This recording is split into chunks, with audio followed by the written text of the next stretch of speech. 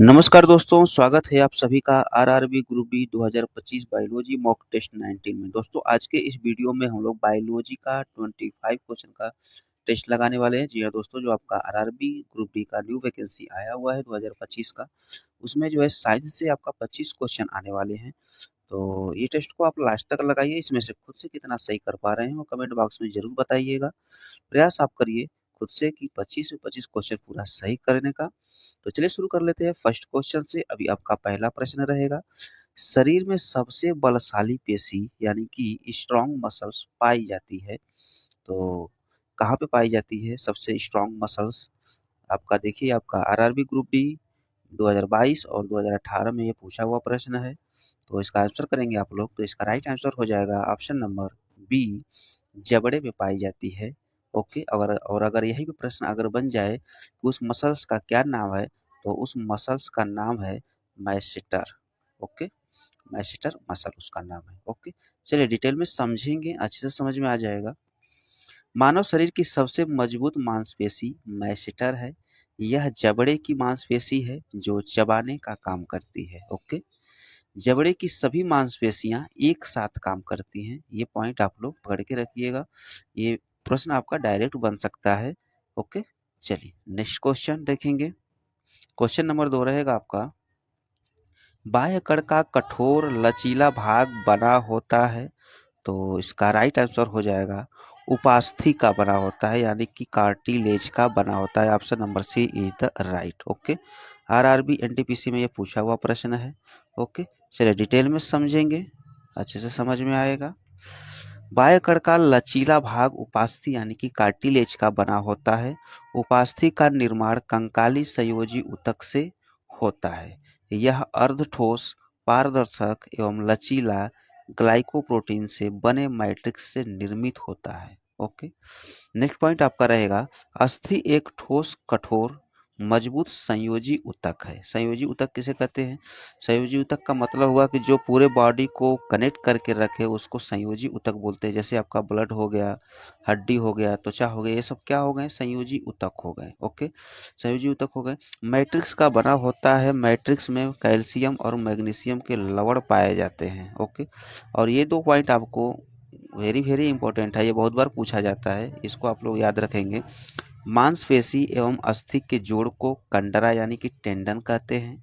Okay, और अस्थि से अस्थि के जोड़ को स्नायु यानी कि लिगामेंट कहते हैं। ओके, ये काफी बार प्रश्न पूछा जाता है, ये प्रश्न को आप लोग याद रखिएगा। चलिए नेक्स्ट क्वेश्चन देखेंगे। नेक्स्ट क्वेश्चन रहेगा आपका, खरगोश तथा मनुष्य में सबसे छोटी हड्डी है। आंसर करेंगे आप लोग, आपका आरआरबी जेई में पूछा हुआ प्रश्न है ये। तो इसका राइट आंसर हो जाएगा स्टेपिच हड्डी। Okay, option number D is the right. Okay, important point देखेंगे, खरगोश तथा मनुष्य में सबसे छोटी हड्डी कान में पाई जाने वाली हड्डी होती है, जिसको स्टेपिच हड्डी कहा जाता है।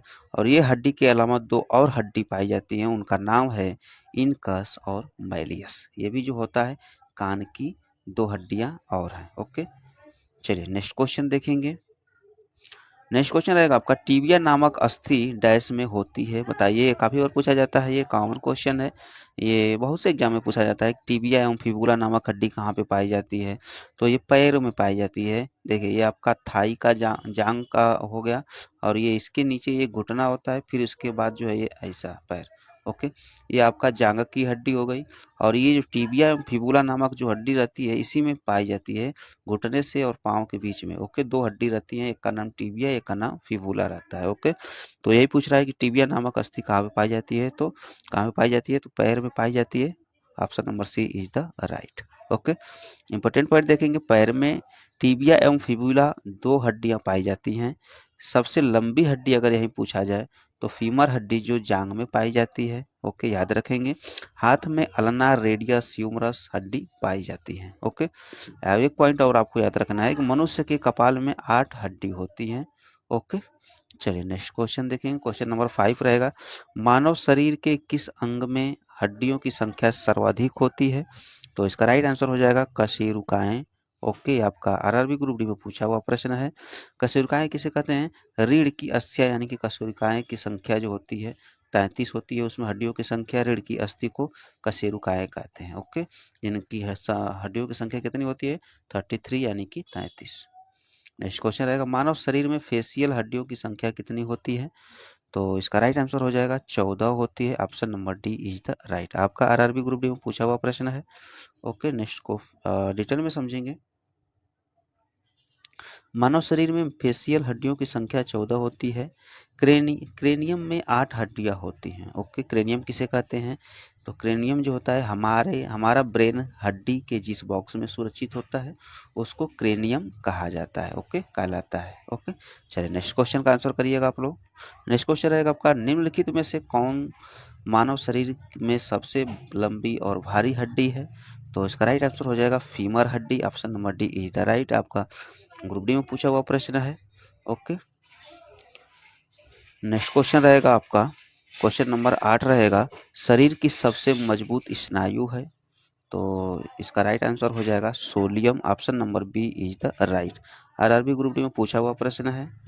नेक्स्ट क्वेश्चन देखेंगे, क्वेश्चन नंबर 9 रहेगा, मांसपेशियों के किस तत्व के पर्याप्त होने से खिलाड़ी देर तक नहीं थकता है? तो इसका राइट आंसर हो जाएगा ग्लाइकोजन। ग्लाइकोजन जो होता है के पर्याप्त मात्रा में होने से खिलाड़ी देर तक नहीं थकता, यानी कि ये एनटीपीसी में पूछा हुआ प्रश्न है। ये ग्लाइकोजन जो कहाँ स्टोर रहता है? तो लीवर में स्टोर रहता है। ओके, कार्बोहाइड्रेट जो ग्लाइकोजन के रूप में स्टोर रहता है वो भी लीवर में। ओके, नेक्स्ट क्वेश्चन देखिएगा, मेरुदंड हड्डियों की संख्या कितनी होती है? तो अभी मैं आपको बताया 33 होती है। आपका ग्रुप डी में पूछा हुआ प्रश्न है। ये क्वेश्चन काफ़ी इंपॉर्टेंट है। ह्यूमरस हड्डी स्थित होती है? तो इसका राइट आंसर हो जाएगा ऊपरी लिम्ब, यानी कि हाथ में रहती है, स्थित रहती है। Okay, next question, question number 12 रहेगा आपका, मनुष्य का अंगूठा बाकी अंगुलियों की अपेक्षा अधिक स्वतंत्रता से गति करता है क्योंकि इसमें उपस्थित होता है। क्या उपस्थित रहता है? तो सैंडल संधि उपस्थित होता है। इस वजह से जो होता है अंगूठा जो होता है काफ़ी एक्टिव रहता है। ओके, आपका ग्रुप डी में पूछा हुआ प्रश्न है। चलिए नेक्स्ट क्वेश्चन देखिएगा, क्वेश्चन नंबर 13 रहेगा, सामान्यतः टूटी हड्डियों को सेट करने के लिए प्रयोग किए जाने वाले प्लास्टर ऑफ पेरिस का रासायनिक नाम क्या है? अगर कहीं पर फ्रैक्चर हो जाता है तो प्लास्टर किया जाता है, तो उसी का प्लास्टर ऑफ पेरिस का जो होता है रासायनिक नाम पूछा है। तो इसका राइट आंसर हो जाएगा calcium sulphate. Okay, option number B is the right. अगर फार्मूला उसका पूछेगा तो CaSO4 डॉट हाफ जल रहेगा। ओके, चलिए नेक्स्ट क्वेश्चन, कैल्शियम की आवश्यकता निम्नलिखित में से निमित है?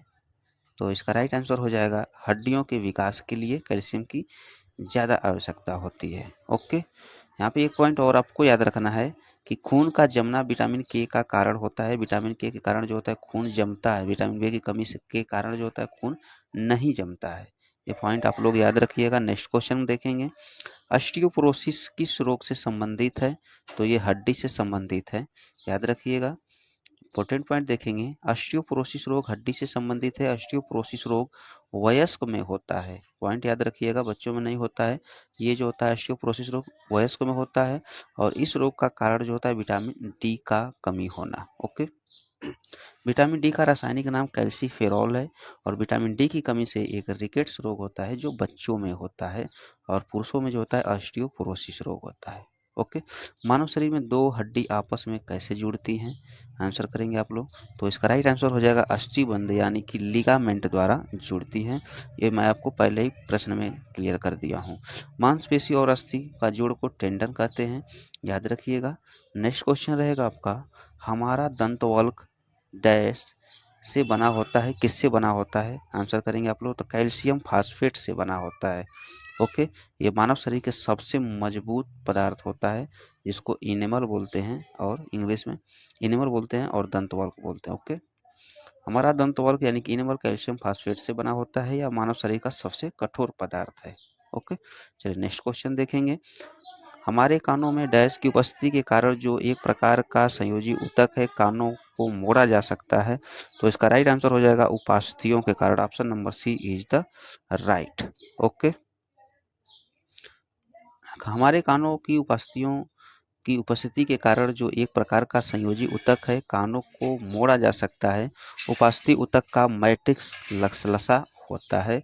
ये पॉइंट आपको पकड़ के रखना है। नेक्स्ट क्वेश्चन देखेंगे, दो अस्थियां एक दूसरे से किसी अन्य संयोजी ऊतक द्वारा जुड़ी हो सकती हैं जिसे डैश कहा जाता है। क्या कहा जाता है? तो इसका राइट आंसर हो जाएगा, दो अस्थियां जो आपस में जुड़ी रहती हैं उसको क्या बोलते हैं? लिगामेंट बोलते हैं, यानी कि स्नायु बोला जाता है। ओके, यहाँ पे देखिए, दो अस्थियां एक दूसरे से किसी अन्य संयोजी ऊतक द्वारा जुड़ी हो सकती हैं जिसे स्नायु कहा जाता है। मांसपेशियां और अस्थि के जोड़ को टेंडन कहा जाता है। ओके, नेक्स्ट क्वेश्चन रहेगा आपका, हमारे पेशियों में किस अम्ल के कारण पीड़ा होती है जमा हो जाने के कारण? तो लैक्टिक अम्ल के जमा हो जाने के कारण जो होता है क्या हो जाता है? मांसपेशियां दर्द करने लगती हैं। ओके, नेक्स्ट क्वेश्चन रहेगा आपका 21, मांसपेशियों का थकान डैश के जमा होने के कारण होता है? तो लैक्टिक अम्ल के कारण, यही अभी मैं आपको बताया। क्वेश्चन नंबर 22 रहेगा आपका, मानव शरीर का सबसे मजबूत हड्डी कौन सी है? तो इसका राइट आंसर हो जाएगा जांघ की हड्डी। ओके, नेक्स्ट क्वेश्चन रहेगा, क्वेश्चन नंबर 23 रहेगा, रीढ़ की हड्डी को भी कहा जाता है, क्या कहा जाता है? तो मेरुदंड कहा जाता है। मेरुदंड की संख्या कितनी होती है? 33 होती है। क्वेश्चन नंबर 24 का आंसर करेंगे आप लोग, एक मानव शरीर में सब अनैच्छिक मांसपेशियां कहाँ पे होती हैं? तो इसका राइट आंसर हो जाएगा दिल में होती हैं। ओके, चलिए नेक्स्ट क्वेश्चन और वीडियो का लास्ट क्वेश्चन रहेगा आपका, स्वैच्छिक मांसपेशियां डैश में विद्यमान होता है, किस में होता है? तो इसका राइट आंसर हो जाएगा हाथ में होता है। ओके, कहाँ कहाँ पे पाई जाती हैं? तो स्वैच्छिक या रेखीय मांसपेशियां पेशियां केंद्रक तंतुओं द्वारा बनती है, या पेशी हाथ, पैर, गर्दन आदि में पाई जाती है। अनैच्छिक मांसपेशियां या अरेखित पेशियां नेत्र के आइरिस, आहार नाल तथा मूत्राशय तथा हृदय आदि में पाई जाती हैं। चलिए, नमस्कार दोस्तों, स्वागत है आप सभी का RRB group D 2025 mock test 21 में। दोस्तों, आज के इस वीडियो में हम लोग साइंस यानी कि बायोलॉजी से जो है 25 क्वेश्चन का टेस्ट लगाने वाले हैं। जी हाँ दोस्तों, जो आपका आरआरबी ग्रुप डी का न्यू वैकेंसी आया हुआ है उसमें जो है आपका साइंस से 25 क्वेश्चन आने वाले हैं। तो ये टेस्ट को लास्ट तक लगाइए, इसमें से खुद से आप कितना सही कर पा रहे हो कमेंट बॉक्स में जरूर बताइएगा। सबका कमेंट पढ़ूंगा, सबका जवाब दूंगा। प्रयास आप ये करिए कि 25 में 25 क्वेश्चन पूरा सही करने का। तो चलिए शुरू कर लेते हैं फर्स्ट क्वेश्चन से। अभी आपका पहला प्रश्न रहेगा, जीवन की मूलभूत इकाई यूनिट क्या है? आंसर करेंगे आप लोग, ऑप्शन आपके सामने है। ये आपका आरआरबी ग्रुप डी में पूछा हुआ प्रश्न है। तो इसका राइट आंसर हो जाएगा सेल, यानी कि कोशिका। ओके, डिटेल में समझेंगे, अच्छे से समझ में आएगा। इंपॉर्टेंट पॉइंट आप ध्यान से देखिएगा क्योंकि यहाँ से भी क्वेश्चन बहुत बनता है। जीवन की मूलभूत इकाई कोशिका है। ओके, नेक्स्ट पॉइंट आपका रहेगा, रॉबर्ट हुक ने सन 1665 ईस्वी में इसे अवलोकित कर कोशिका नाम दिया था। डायरेक्ट क्वेश्चन बन जाता है, याद रखिएगा कि कोशिका का नाम किसने दिया था या कोशिका की खोज किसने किया था? तो रॉबर्ट हुक ने किया था। कब किया था? 1665 ईस्वी में किया था। ओके, नेक्स्ट पॉइंट आप लोग देखेंगे, माइटोकॉन्ड्रिया को कोशिका का ऊर्जा गृह यानी कि पावर हाउस ऑफ सेल कहा जाता है। ये भी क्वेश्चन डायरेक्ट बन जाता है, याद रखेंगे। ओके, नेक्स्ट क्वेश्चन है और ये वेरी वेरी इंपॉर्टेंट है, केंद्रक का खोज किसने किया था? तो रॉबर्ट ब्राउन ने 1831 ईस्वी में किया था। और इम्पोर्टेंट ये क्यों है? क्योंकि इसे जो है कोशिका का मस्तिष्क कहा जाता है, यानी कि ब्रेन ऑफ द सेल कहा जाता है। ओके, क्यों कहा जाता है? क्योंकि ये जो है कोशिकाओं में होने वाली सभी क्रियाओं को नियंत्रण रखता है, इसलिए इसे केंद्रक को जो है कोशिका का मस्तिष्क कहा जाता है। और किसने खोजा था? तो रॉबर्ट ब्राउन ने खोजा था। ओके, नेक्स्ट पॉइंट है और ये काफी इंपॉर्टेंट है कि कोशिका के अध्ययन को क्या कहा जाता है? तो साइटोलॉजी कहा जाता है। डायरेक्ट क्वेश्चन बनता है, याद रखेंगे। चलिए नेक्स्ट क्वेश्चन की ओर बढ़ेंगे। अभी अगला प्रश्न रहेगा आपका, कवक की, आंसर करेंगे आप लोग, कवक की कोशिका भित्ति किसकी बनी होती है? आंसर करिए आप लोग। तो इसका राइट आंसर हो जाएगा ऑप्शन नंबर बी, काइटिन की बनी होती है। ये आपका आरआरबी ग्रुप डी में पूछ दिया है प्रश्न, डिटेल में समझेंगे। कवक की कोशिका भित्ति काइटिन की बनी होती है। कवक का अध्ययन माइकोलॉजी में किया जाता है। एक पॉइंट आपको यहाँ से ये ध्यान देना है कि कवक का अध्ययन जो होता है माइकोलॉजी में किया जाता है। और यही प्रश्न अगर बन जाए कि शैवालों का अध्ययन किसके अंतर्गत किया जाता है? तो फाइकोलॉजी के अंतर्गत किया जाता है। याद रखिएगा, ये दोनों नाम मिलता जुलता है, बहुत कन्फ्यूजन होता है इसमें, तो आपको याद रखना है। ओके, चलिए नेक्स्ट पॉइंट देखिएगा, कवक में संग्रहित भोजन ग्लाइकोजन के रूप में रहता है। याद रखिएगा, इंपॉर्टेंट पॉइंट है ये। चलिए नेक्स्ट क्वेश्चन की ओर बढ़ेंगे। नेक्स्ट क्वेश्चन है आपका, टॉक्सिकोलॉजी में किसका अध्ययन किया जाता है? ये पूछा हुआ प्रश्न है। आंसर करेंगे आप लोग, ऑप्शन आपके सामने हैं। तो इसका राइट आंसर हो जाएगा ऑप्शन नंबर बी, जहर का अध्ययन किया जाता है। ओके, किसमें किया जाता है, किसके अंतर्गत किया जाता है? तो टॉक्सिकोलॉजी के अंतर्गत किया जाता है। और एक पॉइंट आपको ये याद रखना है कि टेक्सोनॉमी के अंतर्गत किसका अध्ययन किया जाता है? तो जैव विविधता का अध्ययन किया जाता है। ये दोनों मिलता जुलता है, इस वजह से आपको दोनों बता दिया। ओके, चलिए नेक्स्ट क्वेश्चन का आंसर करिएगा आप लोग। नेक्स्ट क्वेश्चन रहेगा आपका, पौधों को ऊर्जा की आवश्यकता, कम आवश्यकता क्यों होती है? आंसर करेंगे, ऑप्शन आपके सामने है। तो इसका राइट आंसर हो जाएगा क्योंकि उनमें अत्यधिक मात्रा में मृत कोशिकाएं पाए जाते हैं। ये मृत कोशिकाएं हैं, इसको काट दीजिएगा, ये मृत कोशिकाएं। ओके, क्योंकि उनमें अत्यधिक मात्रा में मृत कोशिकाएं पाई जाती हैं। ओके, ये आपका आरआरबी ग्रुप डी में पूछा हुआ प्रश्न है। ओके, इंपॉर्टेंट पॉइंट आपको याद रखना है, 2 पॉइंट यहाँ से आपको लिया हूँ कि लाइसोसोम को आत्महत्या की थैली कहा जाता है। ओके, इंपॉर्टेंट पॉइंट है। और एक पॉइंट आपको ये याद रखना है कि लाइसोसोम सिर्फ जंतु कोशिका में पाई जाती हैं। ओके, लाइसोसोम पादप कोशिकाओं में नहीं पाई जाती हैं, याद रखिएगा। ओके, चलिए नेक्स्ट क्वेश्चन का आंसर करेंगे आप लोग। नेक्स्ट क्वेश्चन है, पादप कोशिकाओं में कोशिका भित्ति क्यों पाई जाती है? आंसर करेंगे आप लोग, कोशिका भित्ति क्यों पाई जाती है पादप कोशिकाओं में, क्यों पाई जाती है? क्योंकि कोशिका भित्ति विभिन्न पर्यावरणीय कारकों से पादप कोशिकाओं की रक्षा करती हैं। ओके, इसलिए जो होता है कोशिका भित्ति पाई जाती है। चलिए डिटेल में समझेंगे, ये आपका ग्रुप डी में पूछा हुआ प्रश्न है। पादप कोशिका भित्ति सेल्यूलोज और पेक्टिन से निर्मित होती है। कोशिका भित्ति में 2 परतें होती हैं। ओके, जिनके मध्य लैमेला नामक दीवार होती है। क्या होती है? लैमेना नामक दीवार होती है, लैमेला। ओके, नेक्स्ट पॉइंट देखिएगा, कोशिका भित्ति का मुख्य कार्य कोशिका को आकृति प्रदान करना एवं प्रोटोप्लाज्म की रक्षा करना होता है। ओके, चलिए नेक्स्ट क्वेश्चन देखेंगे। और ये कोशिका भित्ति केवल पादप कोशिकाओं में पाए जाते हैं, ये भी पॉइंट आप लोग याद रखिएगा। नेक्स्ट क्वेश्चन है आपका, निम्नलिखित में से कौन से कोशिकांग केवल पादपों में पाए जाते हैं? आंसर करेंगे आप लोग, ऑप्शन आपके सामने हैं।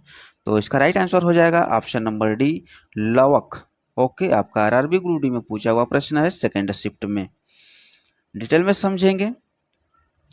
लवक केवल पादपों में पाए जाते हैं। लवक पादप कोशिकाओं के कोशिका द्रव्य में पाए जाने वाले गोल या अंडाकार रचना है। लवक 3 प्रकार के होते हैं, कौन कौन?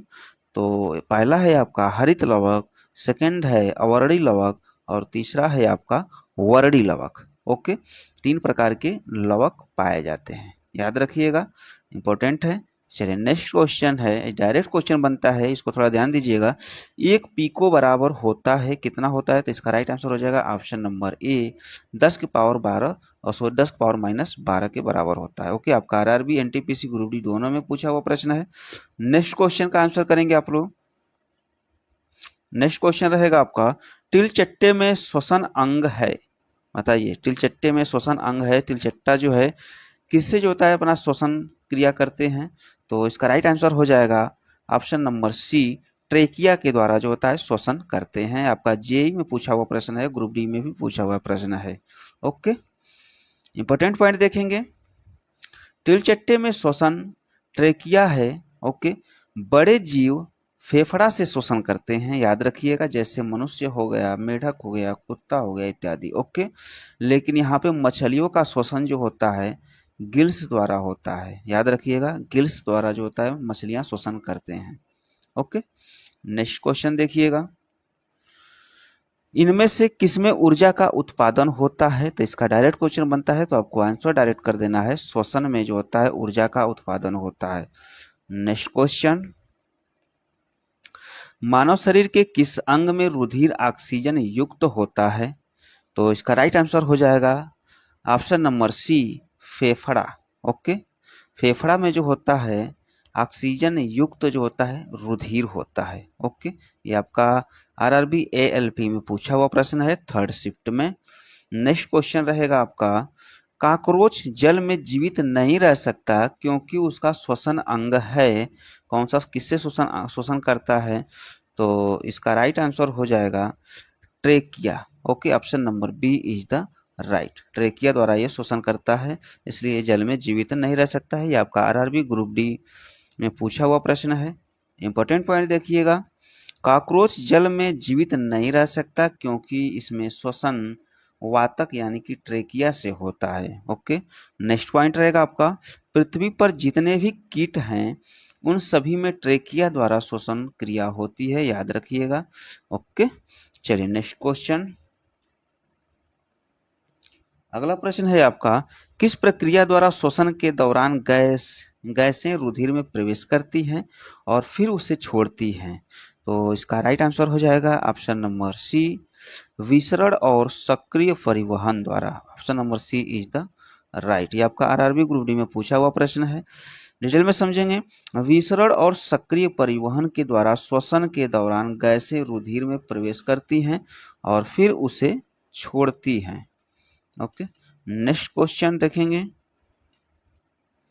अगला प्रश्न रहेगा, आरएनए की संरचना में डीएनए में उपस्थित थायमिन के स्थान पर होता है, क्या होता है? तो इसका राइट आंसर हो जाएगा, ये आपका एएलपी में पूछा हुआ प्रश्न है, आंसर हो जाएगा option number D, uracil. Okay, option number D is the right. Important word देखेंगे, आरएनए की संरचना में डीएनए में उपस्थित थायमिन के स्थान पर यूरेसिल होता है। ओके, नेक्स्ट क्वेश्चन है, काफी इंपॉर्टेंट है ये, निम्नलिखित में से कौन सा अम्ल पेट के जीवाणुओं का नाश करता है? आंसर करेंगे आप लोग। तो इसका राइट आंसर हो जाएगा ऑप्शन नंबर सी, HCl, जिसको हाइड्रोक्लोरिक अम्ल बोलते हैं। इंपॉर्टेंट पॉइंट देखेंगे, HCl स्टमक यानी कि आमाशय से स्रावित होता है या पेट के जीवाणुओं को नाश करता है। ओके, HCl भोजन को अम्लीय बनाता है, जिसका पीएच मान जो होता है 1.5 से लेकर के 3.5 के बीच होता है। यह एक शक्तिशाली अम्ल है, याद रखिएगा। ओके, चलिए नेक्स्ट क्वेश्चन देखेंगे। अगला प्रश्न रहेगा, आरएनए का मुख्य कार्य क्या होता है? तो इसका राइट आंसर हो जाएगा, आरएनए का मुख्य कार्य होता है प्रोटीन संश्लेषण में सहायता करना। ओके, आपका ग्रुप डी में पूछा हुआ प्रश्न है।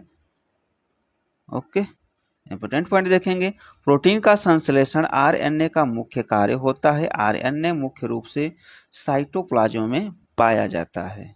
ओके, चलिए नेक्स्ट क्वेश्चन का आंसर करेंगे आप लोग। नेक्स्ट क्वेश्चन रहेगा, डीएनए का मूल मात्रक क्या है? तो डीएनए का मूल मात्रक होता है option number D, nucleotides. Okay, ये आपका आरआरबी ग्रुप में पूछा हुआ प्रश्न है। इंपॉर्टेंट पॉइंट देखेंगे, डीएनए का मूल मात्रक न्यूक्लियोटाइड्स है। डीएनए तथा आरएनए न्यूक्लियोटाइड्स का बहुलक है। ओके, इंपॉर्टेंट पॉइंट एक और है आपका कि जल में घुलनशील विटामिन बी एवं सी और वसा में घुलनशील विटामिन ए, डी, ई, के। ओके, ये आपका वसा में घुलनशील है, ये डायरेक्ट क्वेश्चन यहाँ से बनता है, याद रखेंगे। चलिए नेक्स्ट क्वेश्चन का आंसर करेंगे आप लोग। क्वेश्चन नंबर 17 रहेगा, प्याज को छीलने या काटने पर आंखों में आंसू आने का कारण है? तो इसका राइट आंसर हो जाएगा, प्याज की कोशिकाओं में विद्यमान गंधक के कारण। Option number A is the right. Okay, important point है आपका, प्याज की कोशिकाओं में विद्यमान गंधक के कारण प्याज को छीलने या काटने पर आंखों से आंसू निकलते हैं। ओके, और प्याज में गंधक क्यों होता है वो भी आप लोग देख लीजिए। तो प्याज में एलाइल प्रोफाइल डाइसल्फाइड नामक पदार्थ पाया जाता है, जिसके कारण एक विशेष प्रकार का गंध होता है। ओके, चलिए नेक्स्ट क्वेश्चन, कोशिका में भोजन या ग्लूकोज का ऑक्सीकरण कहाँ होता है? तो इसका राइट आंसर हो जाएगा, माइटोकॉन्ड्रिया में होता है। Option number D is the right. Mitochondria को जो होता है, फर्स्ट क्वेश्चन में ही आपको बताया कि कोशिका का ऊर्जा गृह कहा जाता है, यानी कि पावर हाउस ऑफ सेल कहा जाता है। ओके, डायरेक्ट क्वेश्चन बनता है, याद रखेंगे। क्वेश्चन नंबर 19 का आंसर करेंगे, डेंगू बुखार के कारण मानव शरीर में निम्नलिखित में से किसकी कमी हो जाती है? तो इसका आंसर हो जाएगा प्लेटलेट्स की कमी हो जाती है। Option number A is the right. NTPC में ये पूछा हुआ प्रश्न है। नेक्स्ट क्वेश्चन का आंसर करेंगे। एक गिलास पानी पीने से कितनी कैलोरी ऊर्जा मिलती है? तो 0 कैलोरी ऊर्जा मिलती है। ग्रुप डी में पूछा हुआ प्रश्न है। नेक्स्ट क्वेश्चन रहेगा आपका, बीएमडी परीक्षण का पूर्ण रूप क्या है? तो इसका राइट आंसर हो जाएगा बोन मिनरल डेंसिटी। ओके, यह एक प्रकार का टेस्ट है जिससे क्या होता है, हड्डी का जांच किया जाता है और हड्डी में उपस्थित मिनरल्स की जांच की जाती है। ओके, यह एक प्रकार का टेस्ट है। आपको ग्रुप डी में पूछ दिया है प्रश्न। नेक्स्ट क्वेश्चन रहेगा, नवजात बच्चों के लिए सबसे आदर्श भोजन निम्नलिखित में से कौन सा है? तो इसका आंसर करेंगे आप लोग ऑप्शन नंबर डी, दूध। ओके, आपका पूछा हुआ प्रश्न है। नेक्स्ट क्वेश्चन रहेगा क्वेश्चन नंबर 23। मलेरिया किसके द्वारा एक व्यक्ति से दूसरे व्यक्ति तक अंतरित किया जाता है? तो इसका आंसर हो जाएगा ऑप्शन नंबर सी, एनोफिलिस मच्छर के द्वारा। ओके, और कौन सा मच्छर? तो नर मच्छर की मादा मच्छर? तो मादा मच्छर के द्वारा। ओके, चलिए नेक्स्ट क्वेश्चन रहेगा आपका क्वेश्चन नंबर 24। HIV क्या है? तो HIV जो है एक विषाणु रोग है, यानी कि वायरल डिजीज है। ओके, ये आपका JEE LLP में पूछा हुआ प्रश्न है। नेक्स्ट क्वेश्चन रहेगा और वीडियो का लास्ट क्वेश्चन, एड्स देने वाले वायरस की पहचान किस वर्ष की गई? तो इसका आंसर हो जाएगा ऑप्शन नंबर बी, 1981 ईस्वी में की गई थी। ओके, ये आपका पूछा हुआ प्रश्न है। ग्रुप डी ALP टेक्नीशियन पूछा हुआ प्रश्न है। चलिए इस वीडियो